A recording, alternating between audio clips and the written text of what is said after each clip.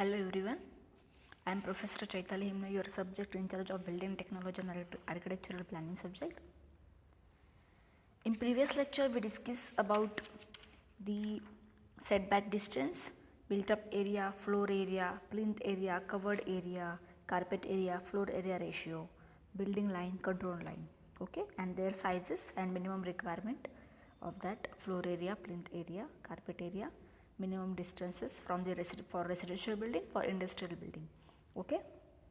Now in today's lecture we will discuss about the room sizes, that is the habitable room, kitchen, bathroom, water closets, storeroom, loft, okay. Minimum sizes required for that room we will discuss in today's lecture. Also we will discuss about the rules for ventilations and lighting and vertical circulation. What is the vertical circulation? Vertical circulation means the access which is provided from the ground floor to first floor to the terrace, or first floor to the second floor. Okay, in that vertical circulation we will discuss about the staircases, the minimum width, minimum head tread, maximum riser, lifts, escalators and means of escape. Okay, so we will start it one by one. The first thing is minimum sizes for different components in a residential building. So in every, we know that the habitable room means where where that room is be used, mostly we use that room is called as the habitable room. Okay, the room which we used most, that like living room. Okay, so the no habitable room shall have the floor area of less than 9.5 square meter except in the hostels which is attached to the recognized educational institutions. Okay, the residential of a single person shall be 7.5 square meter. The minimum width of a habitable room shall be 2.4 meter. See, the minimum width, it should be 2.4 meter minimum. Okay, if the in the case of special housing scheme for low income group, economically weaker sections of society, the size of the single room shall not be the less than 12.5 square meter with a minimum width of 2.4 meter. Okay, this is the minimum size of the habitable room. Okay, so what about the height? The height of any room of the human habitation including the kitchen shall not be less than the 2.75 meter. Okay, also the maximum room height shall be 4.2 meter in case of the of all building excepting the residential hotels, okay, of the category of 3 star and 5 star, 7 star. Okay, also the assembly of the institutional, educational, industrial, hazardous and storage occupancies, and in case of portion common to 2 floors of duplex flats. So what is a duplex flats? A duplex flat shall means of a residential flat which is divided on 2 floors with an internal staircase which is connecting to the 2 floors. Okay, this is all about the habitable room. Now the next is kitchen. Okay, so the size of the kitchen or the area of the kitchen shall not be less than the 5.5 square meter with a minimum width of 1.8 meter. Okay, if the kitchen is having a dining, then the dining room shall have a floor area not less than 9.5 square meter with a minimum width of 2.4 meter. Okay, if in the case of double room tenements, the size of the kitchen shall not be less than the 4 square meter with a minimum width of 1.5 meter.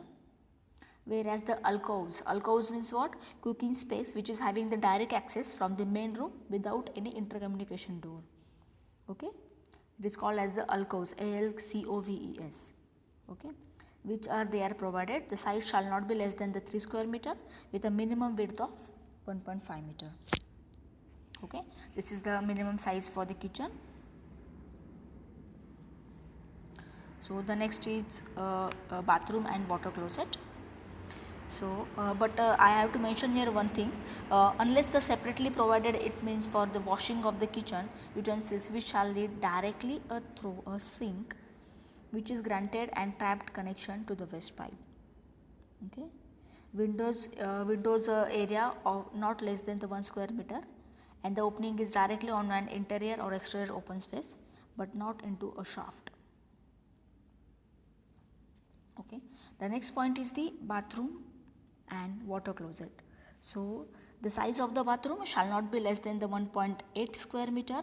See, this is very important point because of the minimum sizes of the all the rooms. It should be asked in your MCQ questions or in some questions. Okay, so please listen it carefully. Okay, the size of the bathroom shall not be less than the 1.8 square meter with a minimum width of 1.2 meter. The minimum size of the water closet shall be 1.1 square meter with a minimum width, that is 0.9 meter.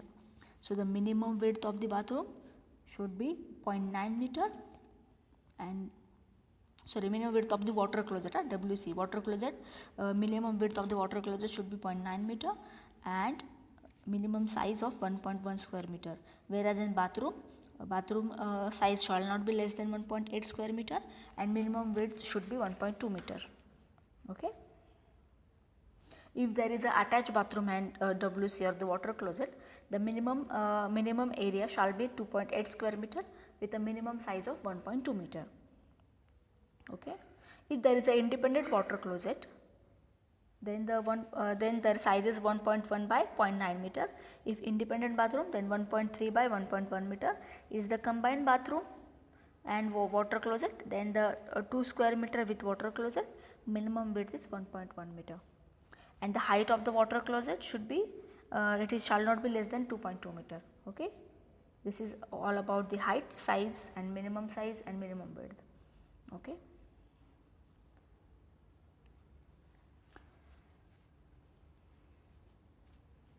The next type is the loft. So the maximum height of a loft shall be 1.5 meter, and the loft may be provided over the residential kitchens, bathrooms, corridors and over shop floors, built up to an area of 25% over the kitchens and full space of bathrooms, water closet and corridors.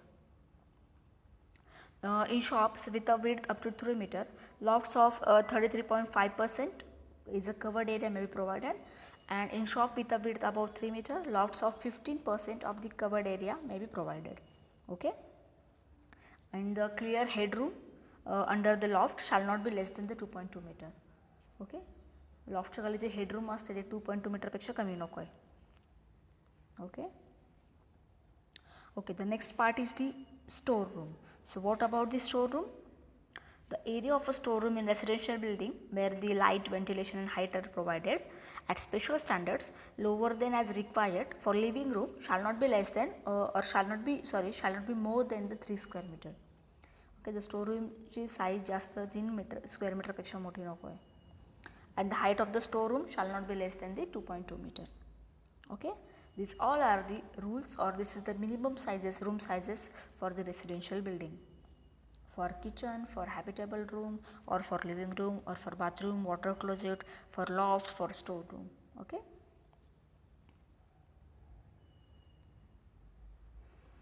Okay, so next is IS recommendation. As per the Indian Standard Code, here is some recommendations about the room sizes or the minimum sizes of the rooms. For proper health point of view, every habitable room should have a minimum of 9.5 square meter area. Yeah, that's true, because of the because as a consideration of the healthy point of view, hygienic condition, light, proper ventilation, the minimum size should be 9.5 square meter area. Okay. That the floor area for kitchen shall not be less than 5.6 square meter with the minimum side width of 1.8 anywhere 1.8 meter. Okay, the height of the habitable room should be minimum 2.75 meter. For water closet, it shall be minimum 2.4 meter. From point of view of the air, light, the aggregate area of the door and the windows opening should be less than the 1/7 of the floor area. See, this is very important point. Okay, for the point of view of the air and light, the aggregate area of the door and windows should be the less than 1/7 of the area. Should be less than 1/7 of the area of the floor area. Okay, this is very important question regarding MCQ. Okay, the next is minimum height of the plinth should be 45 centimeter above plot level or the road level, whichever is higher. Minimum height of the plinth should be 45 centimeter above the plot level or the road level, which is the higher, so that 45 centimeter is minimum height of the plinth level. The next concept is VPR. So what is the VPR? VPR is the concept regarding the setback distance, or the regarding the concept of the FAR or FIR. Okay. So what is the concept of the VPR? It is the ratio of the volume to plot area. It controls the volume and height of the building in the specified land use zone. It is decided that the height and size of the building to be constructed. It is also influences the property of building prices. Okay. This is called as the VPR. Okay, the next point is the rules for the ventilation and lighting. You know that all habitable rooms, including the kitchen, shall have for the admission of the light and air one or more apertures, such as the windows, fan, lights, opening directly the external air, or into an open verandas, which is not more than 2.4 meter in width. The next is minimum aggregate distance. So, where the lighting and ventilation is requirement are not made through daylighting and natural ventilation, the same shall be ensured through the artificial lighting and mechanical ventilation. As per the building service section, part 9, building service section part 9, section 1, according to that lighting and ventilation of the National Building Code,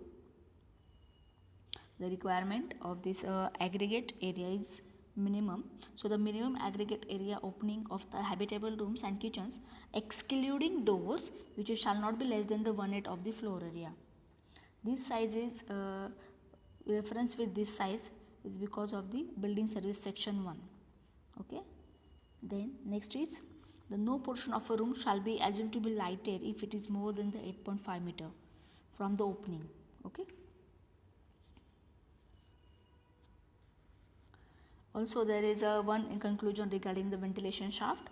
For ventilating the space for water, closet and bathroom, if not opening on the front side, rear and interior open spaces shall open onto the ventilation shaft.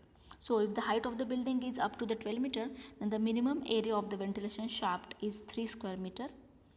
That is the minimum area of the ventilation shaft, and the side shaft should be 1.5 meter.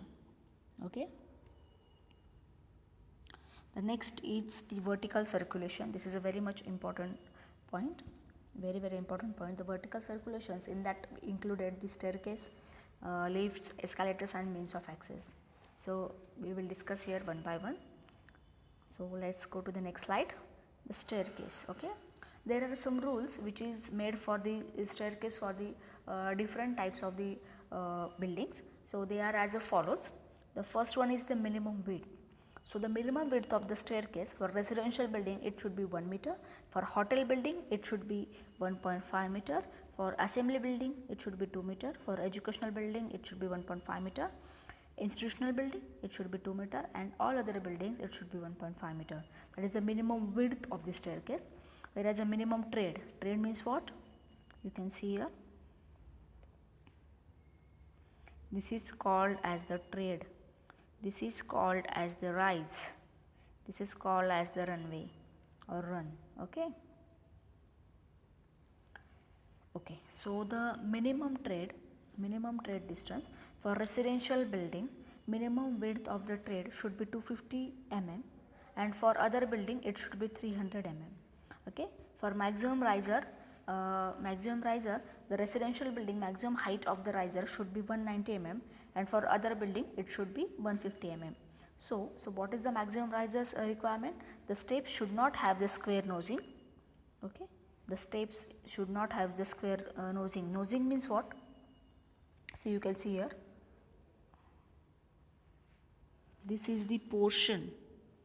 This portion. Okay, this portion. This portion. This portion. That is called as the nosing. So the nosing should not be in square. It should be in round shape. Okay. Also the number of risers on a flight should be limited to 12. and the handrail should be provided on both sides and should extend the 300 meter on the top and bottom of each step. Okay, that is all about the staircase. Next is the lifts. So there are some rules to be followed while providing a lift in a building. So what are the rules? First one is the universally designed. Means what? The passenger lift should be universally designed and should be able to carry more people at a time. Okay. Second one is the easy to operate. That means it should be easy to operate and facilitate independent access for all. The third point is it should be located adjacent to the stairs in order to offer an alternative means of access. Okay, the lift in a building such as railway stations, airports, hotels should be large enough. Lifts in a public building such as a railway station, airport, hotels should be large enough to accommodate the people traveling with luggage. Why it should be large? Because for the people traveling with the luggage. In hospitals, it will be required to accommodate beds, trolleys and other equipments. Lifts in public buildings should be large enough to accommodate a small group of the people. Okay. So next is, it is recommended the internal dimension for the lifts, which are the 1800 mm to 1800 mm. Okay. And the control buttons in the lift should be at least 50 mm in diameter or 50 mm by 50 mm square, which should be easy to operate. Also the handrails which we provided to the internal walls of the lift, they should be positioning the 900 mm above floor level. 900 mm above the floor level. Okay. Also lift should be provided with an emergency communication system which is suitable for the all users. Okay, these are some rules about the lift. Now next is the escalators. So what is the rules to be followed while escalators, while construction of the escalators? The first rule is the speed of escalator. You know, the speed of the escalator should not be exceeding the 0.75 meter per second. पर सेकंडमध्ये 0.75 मीटरपर्यंतच ती जायला पाहिजे, त्याच्यापेक्षा जास्त जायला नको. Okay. The second is the emergency stop control should be visible and accessible to all users. Okay, so it should be provided in some certain distance so that emergency stop control should be visible to all and accessible to all. Next is the clearly signed. So it should be provided with the clearly signed or readily apparent alternative means of access. Also the moving handrails should extend the 300 mm minimum beyond the start and end of escalators. Also it should be provided with the maximum step height 240 mm or 210 mm if escalators used for emergency escape when stationary. Also the clear approach should be at least 10 meter long.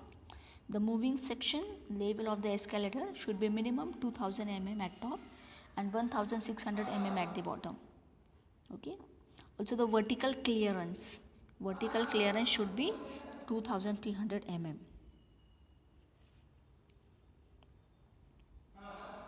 The escalators, you know that the escalator steps should be of minimum 580 mm wide and maximum 1100 mm wide. Okay.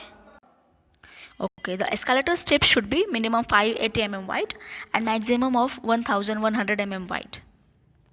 Okay, this is the rules, some rules of the escalators.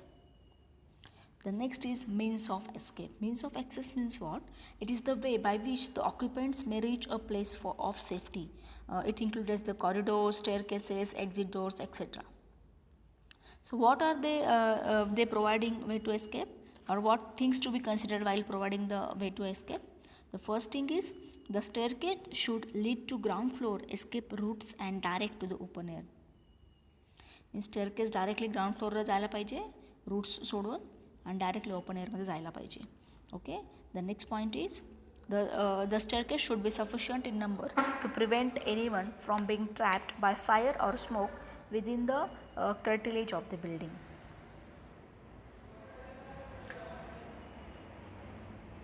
Okay. म्हणजे जर का तुम्ही चुकून स्टेअरकेसवरती फसला किंवा fire लागले किंवा आग लागली तर मग एवढे सफिशियंट नंबर ऑफ हे पाहिजेत, प्रिव्हेंट करू शकतो की जेणेकरून बिल्डिंगपासून खाली येताना तुम्ही सेफली खाली याल. The minimum width of the staircase should be 100 centimeter and height of the handrail should be minimum 100 centimeter. Okay, this is the some rules, or this is the necessity while we providing the escape. Okay, the next part is the drainage and sanitation.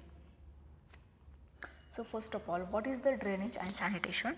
You know, the planning, designing, construction and installation of the water supply, drainage and sanitation and gas supply system shall be in accordance with the part 4. Okay, sorry, part 9, sorry. The plumbing services section 1, water supply, section 2, drainage and sanitation, section 3 is for gas supply. It is mentioned in National Building Code of the India, that is 2005.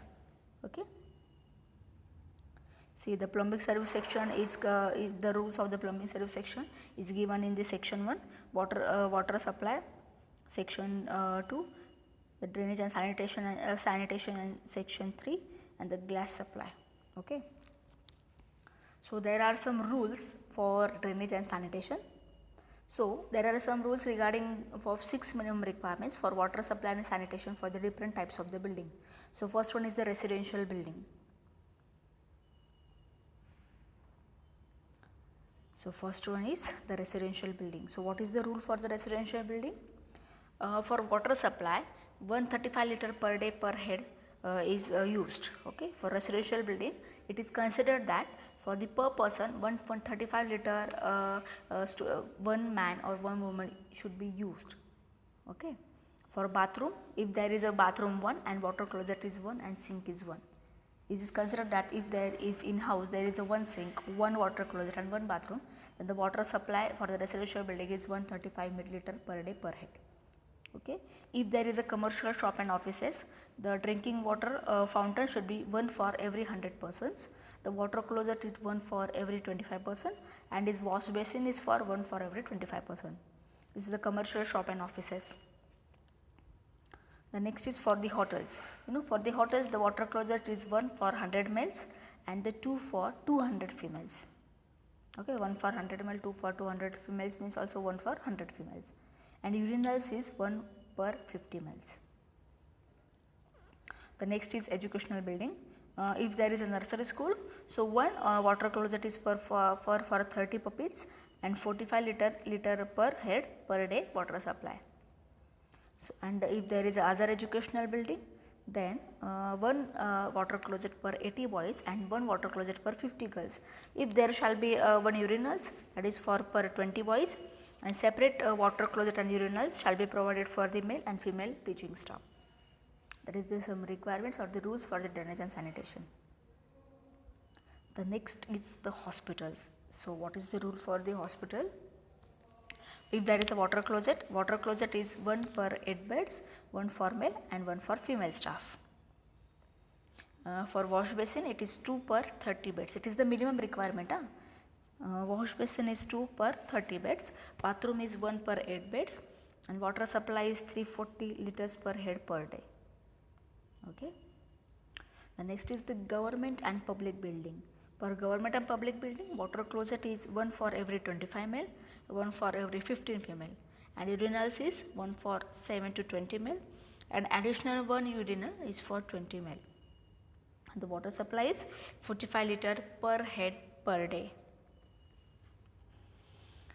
And the next is the industries. If there is a industries, the rules for drainage and sanitation for the industries is for water closet 1 per 15 male, 1 per 12 female persons, and additional 1 for every 20 persons. If the urinals is used, then 1 per 20 male and the additional 1 for every 20 persons. And about the water supply, 30 liters per head per day. Okay. And the last is cinema halls and auditoriums. If there is a cinema hall and auditorium, the rules is different. So the rules for the water closet is 1 per 100 up to the 400 males and 1 per 200% above 400 persons. Okay. If 3 per 100 female up to the 200 and 2 per 100 persons above the 200, means 2 water closet हे 400 साठी useful आहेत, 3 असतील तर 100 ते 200 फिमेलसाठी आणि 1 पर 15 male ते female स्टाफसाठी. Okay. if the urinals is for 1 per 25 ml persons and water supply is 15 liter per seat. So here the water supply is considered in cinema hall and auditorium is 15 liter per seat, whereas in public building water supply is considered as 45 liter per head per day. Okay, and in residential building 135 liter per head per day. Okay, and in industrial areas 30 liters per head per day. And water supply in hospital areas, it should be 340 liter per head per day. Okay, so likewise the area wise or for the type of building wise, the water supply or the water closet, the requirement of the water supply changes. Okay, so we will stop here. If you have a doubt regarding this lecture, you directly ask me on our Google Classroom or our WhatsApp group or our YouTube channel.